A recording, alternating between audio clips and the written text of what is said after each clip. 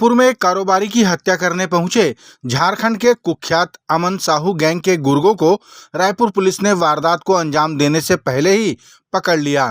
पूरी घटना की जानकारी साझा करते हुए रायपुर रेंज के पुलिस महानिरीक्षक अमरेश मिश्रा और वरिष्ठ पुलिस अधीक्षक संतोष सिंह ने बताया कि अपराधियों को पकड़ने झारखंड, रायपुर और राजस्थान में लगभग 72 घंटे का गोपनीय ऑपरेशन चलाया गया और इनके मंसूबों को नाकाम किया गया। पुलिस ने बताया कि पकड़े गए शूटर्स जेल में बंद अमन साहू के निर्देश पर काम करते थे और अमन साहू को मलेशिया में बैठा लॉरेंस विश्नोई ऑपरेट किया करता था। रायपुर पुलिस ने एक महत्वपूर्ण कामयाबी हासिल की है। अमन साहू जो एक अंतर्राष्ट्रीय एवं अंतर्राज्यीय गैंग है, उनके 4 सदस्यों को फायर आर्म्स के साथ गिरफ्तार करने में सफलता पाई गई है। इंटेलिजेंस इनपुट पे बेस्ड यह ऑपरेशन पिछले 2-3 दिनों से चल रहा था, जिसमें रोहित स्वर्णकार झारखंड का निवासी, मुकेश कुमार, देवेंद्र सिंह एवं पप्पू सिंह तीनों राजस्थान के निवासी, इनको पकड़ा गया है। ये लोग छत्तीसगढ़ के कुछ औद्योगिक घरानों के ऊपर और उनके मालिकों के ऊपर हमला करने वाले थे। कल पुलिस रिमांड लिया जा रहा है, इनसे पूछताछ की जाएगी ताकि आगे की जानकारी। किस तरीके से फुटबॉल में कारोबार करते हैं? ये गैंग बड़ा सोफिस्टिकेटेड तरीके से चल रहा था। अमन साहू गैंग, जैसा कि मालूम है, अभी जेल में बंद है। वो तो जेल से ऑपरेशन चलाता था। वो सोशल मीडिया के माध्यम से टारगेट्स को रिक्रूट्स करता था लोगों को, ताकि जो लोग इस घटना को अंजाम दे सके। ऐसे लोगों को इनक्रिप्टेड प्लेटफॉर्म्स का इस्तेमाल होता था ताकि जो डेटा हो ऑटो डिलीट हो सके और पुलिस के मांगने पे ना मिले। बट हमारे केस में हम लकी हैं कि हम लोगों को डेटा टाइमली हमने पकड़ा है, तो डेटा मिल गया है।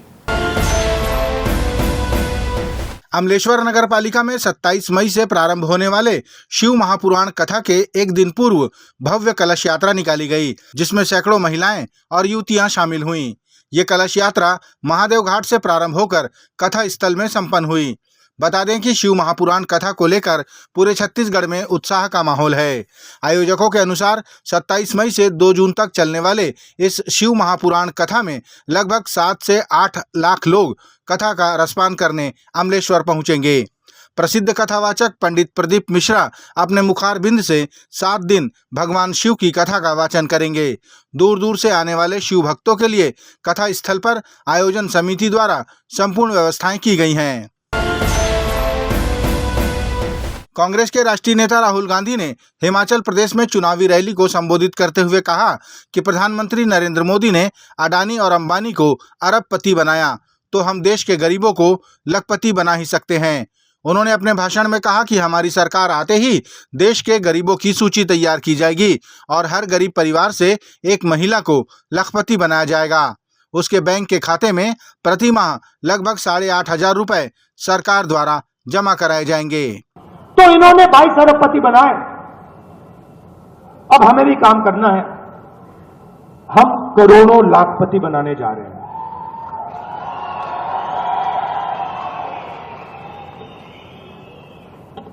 देश के सारे गरीब लोगों की लिस्ट बनेगी। यह हमारा पहला काम होगा। देश के सारे गरीब लोगों की लिस्ट बनेगी। हर परिवार में से, हर गरीब परिवार में से एक महिला का नाम चुना जाएगा। हिमाचल प्रदेश में, उत्तर प्रदेश, तमिलनाडु, हर प्रदेश में इस लिस्ट में किसान के परिवार होंगे, मजदूर के होंगे, बेरोजगार युवाओं के परिवार होंगे, छोटे व्यापारियों के परिवार होंगे। 5 जुलाई को करोड़ों महिलाओं के बैंक अकाउंट में 8,500 रुपए आपको मिलेगा।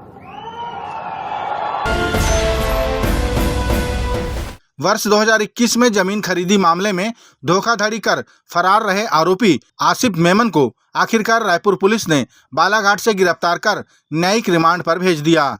पुलिस से मिली जानकारी के अनुसार मोवा रायपुर की प्रार्थिया नूर बेगम ने थाने में रिपोर्ट लिखाई थी कि कांग्रेस नेता आसिफ मेमन ने उसकी 0.704 हेक्टेयर जमीन को 3,09,76,000 में खरीदने के नाम पर अपने नाम से करा लिया और जमीन के पैसे देने में आनाकानी कर रहा है। पुलिस ने कार्रवाई प्रारंभ की तो वो फरार हो गया। कोर्ट के आदेश पर पुलिस ने कार्रवाई करते हुए आसिफ मेमन को बालाघाट जिले के कान्हा से गिरफ्तार कर लिया। थाना सिविल लाइन में नूर बेगम नाम की महिला के द्वारा एक रिपोर्ट दर्ज कराई गई कि उसकी मोआ स्थित जमीन को आसिम मेमन नाम का एक व्यक्ति ने खरीदा। खरीदने के बाद उसने पैसा नहीं दिया और 3 करोड़ 9 लाख के आसपास का रकम था उसमें कि देना था उनको, किंतु उसने नहीं दिया। इस प्रकार से धोखाधड़ी की थी। इसमें 2021 में मुकदमा दर्ज था। तब से ये फरार चल रहा था। पुलिस लगातार विभिन्न जगहों पर छापामारी कार्रवाई की थी, किंतु ये वहां से फरार था। सूचना मिली कि बालाघाट के कहीं पर छिपा हुआ है। हमारी टीम वहां कैंप करने के बाद उसको बालाघाट से पकड़ा गया है और आज उसको गिरफ्तार करके न्यायिक रिमांड में भेजा जा रहा है। इसके खिलाफ स्थायी वारंट कोर्ट से जारी किया गया था। स्थायी वारंट की आज तामील की गई है। बेमेतरा जिले के बारूद फैक्ट्री में हुए हादसे की दंडाधिकारिक जांच प्रारंभ हो चुकी है। अभी लगातार फैक्ट्री के मलबे को हटाया जा रहा है और मृतकों की शिनाख्त की जा रही है। बेमेतरा के एसपी रामकृष्ण साहू ने जानकारी दी कि परिजनों के सामने ही रेस्क्यू किया जा रहा है ताकि पारदर्शिता के साथ जांच हो सके। इसमें 12 जो है जेसीबी की टीमें काम कर रही है, साथ ही जो है यहाँ पर चेन माउंटेड मशीन की टीम काम कर रही है, हमारा एनडीआरएफ और एसडीआरएफ की टीम काम कर रही है।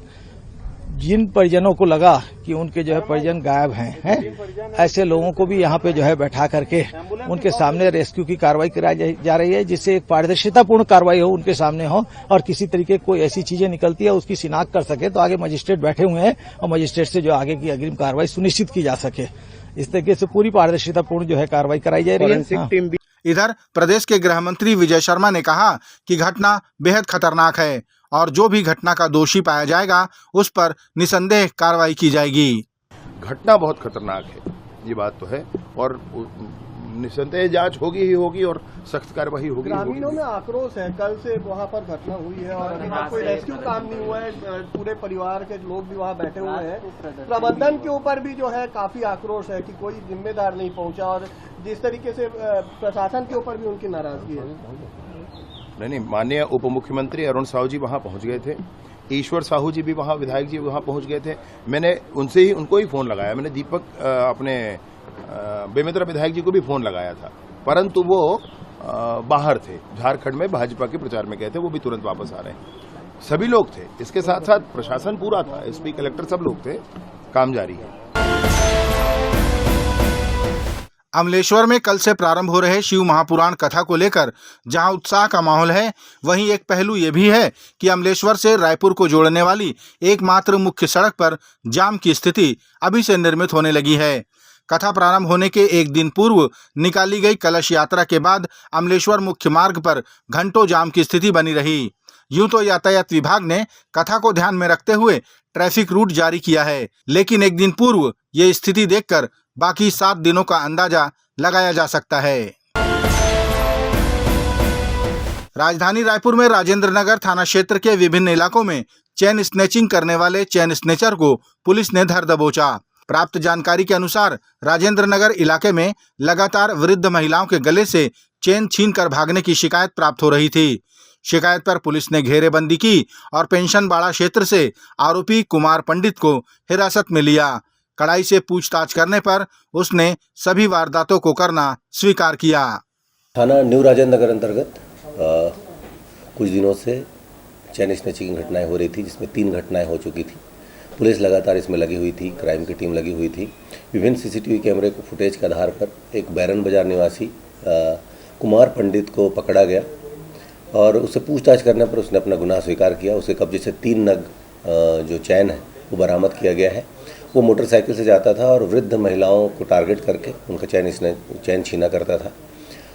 लगभग 3,10,000 के आसपास का मसरूका बरामद किया गया है। इसको गिरफ्तार करके न्यायिक रिमांड पर भेजा जा रहा है।